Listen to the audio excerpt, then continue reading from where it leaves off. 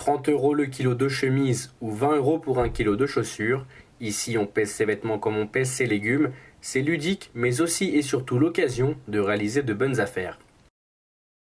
On peut acheter en grande quantité, on peut acheter au kilo, donc c'est ça le concept, et pour pas cher. Donc en plus, comme avec mon ami on aime le vintage, c'est ce qui nous plaît dans le concept du magasin.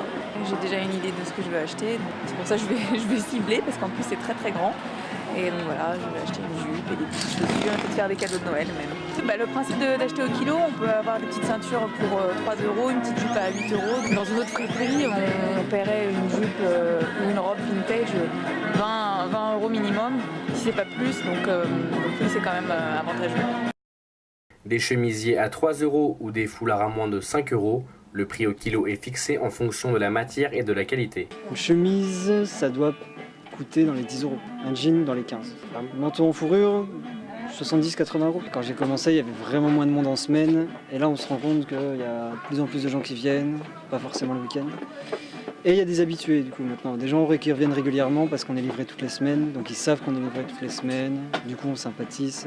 Ce concept est né il y a 20 ans en France, mais a été remis au goût du jour il y a quelques mois. Depuis son ouverture en mai dernier, le magasin ne désemplit pas. Chaque mois, 6 000 personnes en moyenne viennent y acheter des vêtements.